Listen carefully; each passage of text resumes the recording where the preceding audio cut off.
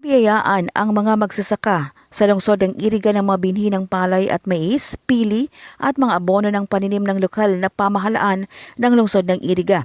Ayon kay Mayor Madel Yurobi Alfilor, lahat ng pagsasaka o pagtatanim ang ikinabubuhay ay nabigyan ng opisina ng City of Agriculture. Lahat po ng farmers, actually, lahat ng farmers, lahat ng members na farmers na registered po sa Department of Agriculture sa Iriga City, lahat po sila recipient. Recipient sila ng corn, rice, abaka, pili, vegetable seeds, and fertilizers. Tapos yung mga nasalanta ng bagyo, so at least meron silang mga insurance, crop insurance na nakuha. Ayon pa kay Mayor Madel na binili ng lokal na pamahalaan ang mga binhi at abono upang matulungan sila na makabangon sa pinsala ng bagyo. Yung iba po pinurchase po natin yan sa dating suppliers natin. So pinurchase natin lahat. Kasi as of now, if you will see the prices of the vegetables, they are far more very expensive compared to March, April, May.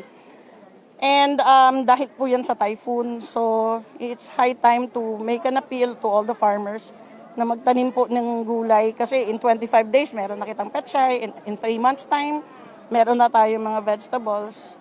At least with that initiative, we all know that 2 months from now, mura na ang vegetables. So yan ang sarong bagay na makakatabang sa gabos na konstituente. Samantala, ang mga magsasaka naman na naka-insured ang paninim na nasira ng bagyo ay nabigyan ng cash upang makapagsimulang muli.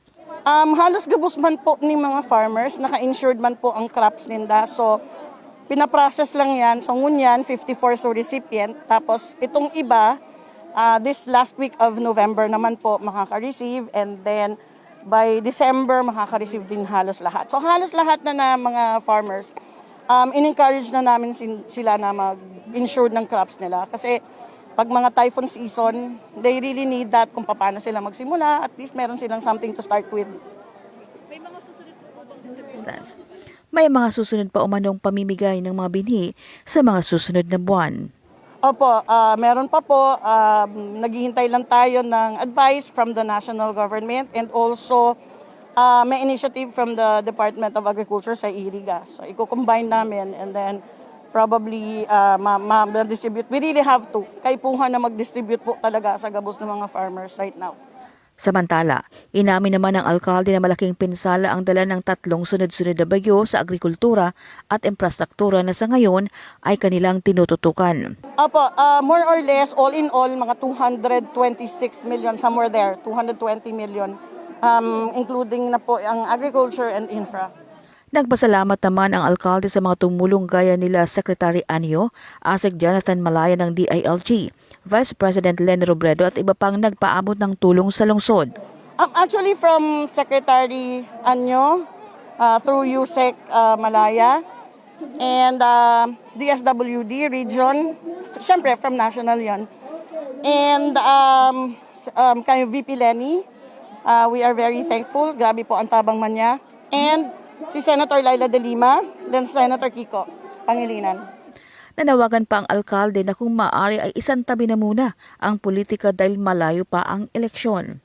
Tarabangan na lang po, bako pong panahon ngunyan sa politiko or politics. Aramtang ma-election na next year, ma-file na, next year, election na. But let us all have to be united and all together. Let us work hard. Kasi grabe po ang dinaanan kang Bicol Region. Not only Bicol Region, but grabe din ang dinaanan kang Cagayan, Southern Luzon, Central Luzon.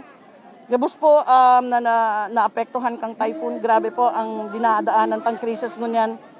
Panahon na para magtarabangan po. Mula dito sa lungsod ng Iriga, Dere Araula, Bay 7 News.